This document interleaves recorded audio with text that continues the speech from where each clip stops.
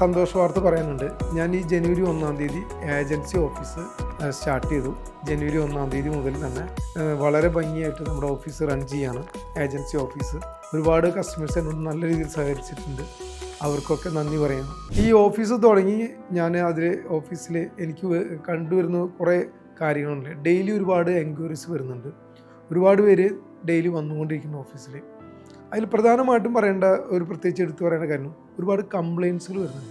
നമുക്കറിയാം health ഇൻഷുറൻസിൽ claim കിട്ടുന്നില്ല എന്നുള്ള ഒരു കംപ്ലയിൻസ് സ്വാഭാവികമാണ്. കസ്റ്റമേഴ്സ് പറയുന്ന കാര്യം 100% കിട്ടുന്ന കാര്യങ്ങൾ അവരുടെ ധാരണ അങ്ങനെയാണ്. എന്തുകൊണ്ടാണ് ഈ ക്ലെയിം കിട്ടാത്തത്?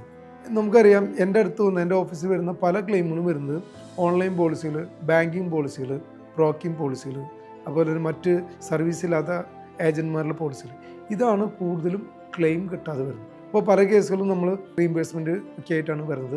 അപ്പോൾ ഇവിടെ വരുന്നതിൽ നമ്മൾ സോഷ്യൽ മീഡിയ വഴി എടുക്കുന്ന ഈ ഓൺലൈൻ മറ്റു മാധ്യമങ്ങളിൽ എടുക്കുന്ന പോളിസികളിലൊന്നും സർവീസ് കിട്ടാണ്ട് വലയുന്നത് ജനങ്ങളാണ്. എന്നിട്ട് ഹെൽത്ത് ഇൻഷുറൻസ് മേഖലയിൽ കാണുന്നൊരു സംഭവമാണ്, ഹെൽത്ത് ഇൻഷുറൻസ് ചേർന്നാൽ ഒരിക്കലും പല സ്ഥലത്തും ക്ലെയിം കിട്ടുന്നില്ല.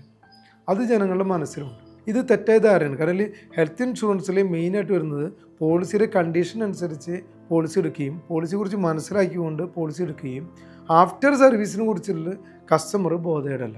ഒരു ഹെൽത്ത് ഇൻഷുറൻസ് പോളിസി എടുത്തു കഴിഞ്ഞാൽ പോളിസി എടുത്ത് ക്ലെയിം വരുന്നതിന് ശേഷം എന്തൊക്കെയാണ് സർവീസ് എന്നുള്ളത് മുൻകൂട്ടി അറിഞ്ഞിരിക്കേണ്ട ഉത്തരവാദിത്വം ഓരോ കസ്റ്റമേഴ്സിനും. ഇത് പലരും ചോദിച്ച് മനസ്സിലാക്കുന്നില്ല.